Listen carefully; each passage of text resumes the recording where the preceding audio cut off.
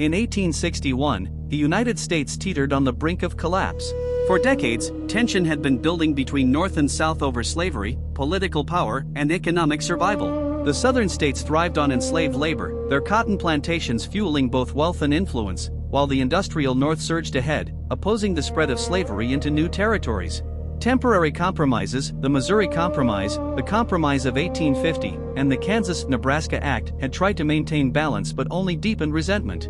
Violence in bleeding Kansas made it clear that political debate alone could not resolve the crisis. When Abraham Lincoln won the presidency in 1860, promising to block slavery's expansion, Southern leaders saw a threat they could not tolerate. South Carolina led the charge, seceding in December 1860, soon followed by 10 other states forming the Confederate States of America under Jefferson Davis. The nation was fractured. The Union faced its greatest question: could it survive at all? In April 1861, the crisis erupted into war.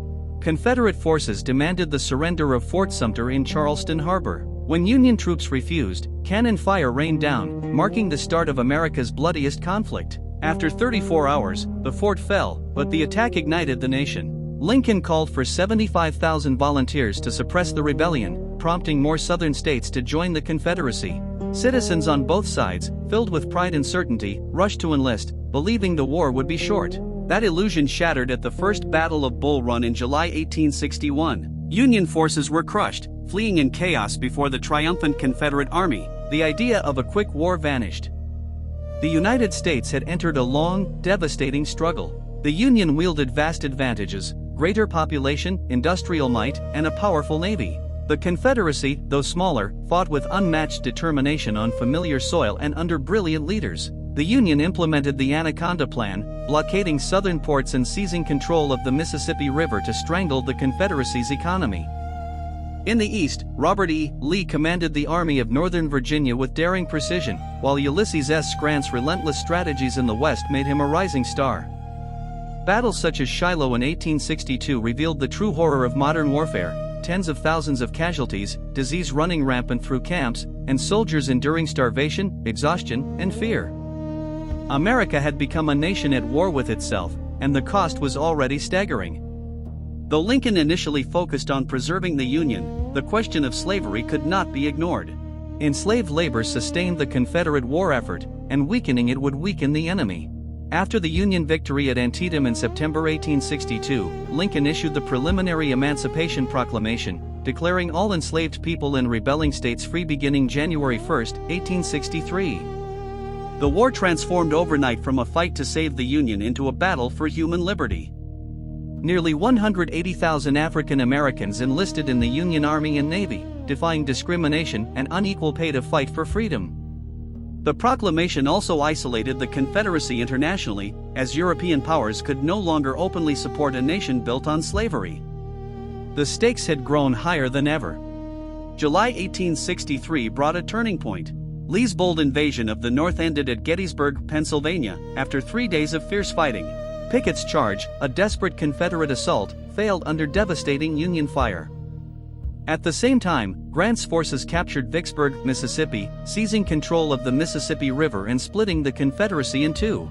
Momentum shifted irreversibly toward the Union. Later that year, Lincoln delivered his Gettysburg Address, transforming the war into a moral fight for equality and the survival of democracy itself. Victory was no longer a question of if, but how quickly the Union could prevail. By 1864, Lincoln appointed Grant as General-in-Chief, orchestrating simultaneous offensives across the country. In Virginia, Grant engaged Lee in relentless battles, suffering immense casualties yet never yielding. Meanwhile, Sherman advanced through Georgia, capturing Atlanta and embarking on his infamous march to the sea. Railroads, factories, and crops were destroyed. The South's infrastructure, morale, and hope crumbled under this strategy of total war. Sherman's campaign sent a clear message: the Confederacy could no longer sustain the fight. The psychological and material toll accelerated the end of the rebellion. By early 1865, Confederate armies were exhausted, poorly supplied, and outnumbered. Union forces closed in on Richmond, forcing Lee to abandon the Confederate capital.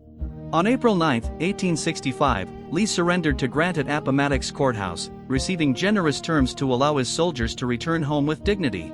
Other Confederate forces soon followed. The war had lasted 4 years, claiming over 600,000 lives, leaving countless families shattered, and reducing southern cities and farmlands to ruins. America had survived, but at a staggering human and economic cost.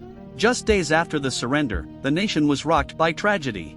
On April 14, 1865, Lincoln was shot at Ford's Theater by Confederate sympathizer John Wilkes Booth. The president died the next morning, leaving a grieving country and a precarious reconstruction in the hands of Vice President Andrew Johnson.